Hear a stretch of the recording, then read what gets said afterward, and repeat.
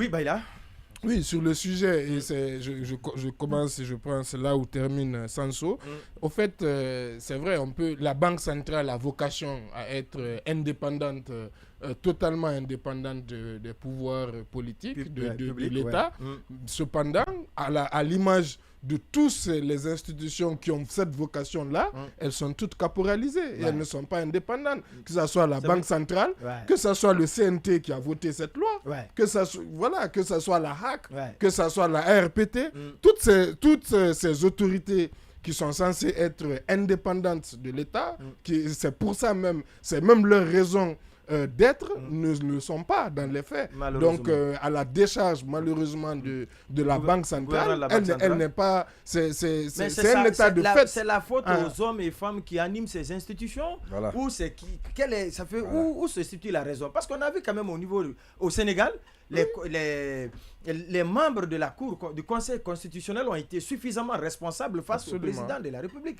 Est-ce qu'en Guinée, c'est un problème de ressources humaines ou bien c'est l'État qui est très fort? Voilà, c'est les deux à la fois. C'est un problème de ressources humaines. Vous le faites bien de le formuler ainsi parce que il se passe aussi qu'on sait dans notre pays comment se font les promotions. Voilà. Donc quand vous devez, on va dire, votre promotion, votre poste, plus à votre réseau ou bien à une recommandation que à vos propres compétences, vous ne blaguez pas avec votre poste. Et vous êtes prêt à avaler quelque part toutes les couleuvres parce qu'après vous ne savez pas comment rebondir. Voilà, alors que lorsque vous venez et que vous avez gravi tous les échelons, vous méritez. Et vous avez confiance en vos compétences, vous savez que vous pouvez rebondir ailleurs, vous avez plus la latitude de vous relancer. Vous ne serez pas prêt à tout. Exactement.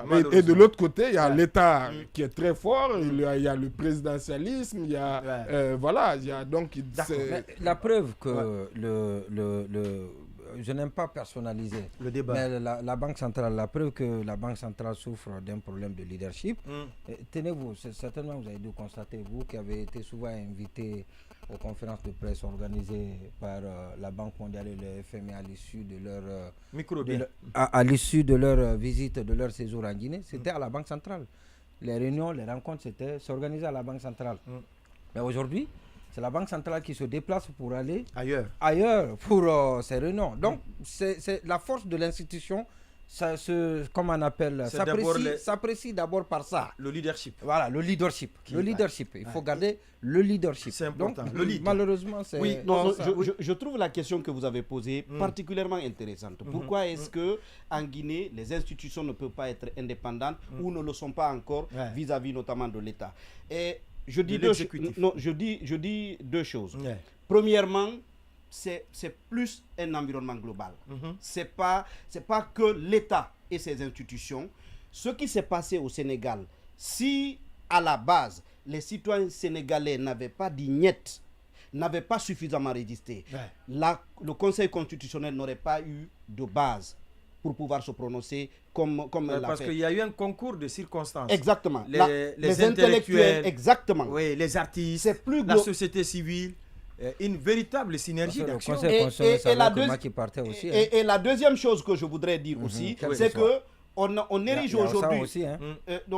aujourd'hui la décision du Conseil constitutionnel comme un trophée, mais on oublie que pendant pratiquement tout le deuxième mandat de Macky, non, la justice était pratiquement sous ordre. Voilà, on n'en serait pas arrivé là si la justice avait été suffisamment indépendante comme on semble le prétendre aujourd'hui. Je suis parfaitement d'accord avec lui.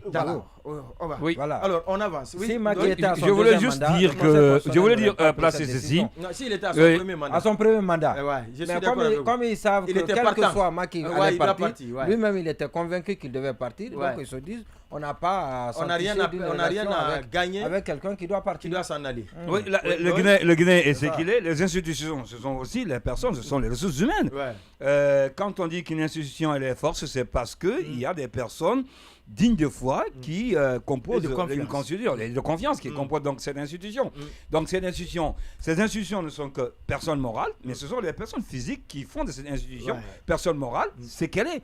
Malheureusement, justement, malheureusement, ce n'est pas le cas aujourd'hui en Guinée. Le Guinée est ce qu'il est. Regarde l'exemple dont on a parlé ici hier avec Union Sacrée ou bien Sacrée Union, à peine né, il n'y a plus d'espoir. Donc avec tout ce qui a été raconté ici, par exemple, moi je comprends sans soi, c'est vrai, parce que pour donner force à ces institutions, il faut que le peuple même puisse être conscient, justement, et puisse prendre son destin, son autorité, son destin en main.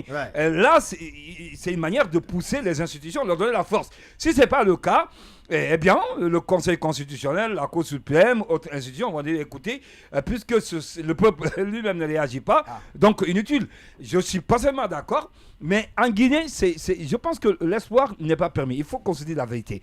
Regardez ce qui a été expliqué hier ici avec le président de la RDC Bok, avec ses va-et-vient, ses guerres entre les formations politiques en coalition.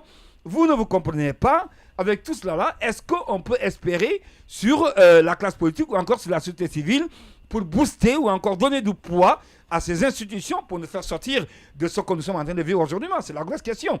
Donc je pense qu'on parle d'institutions fortes, mais c'est parce qu'aussi on a des ressources humaines, c'est parce qu'aussi on a des hommes forts. On a des hommes forts.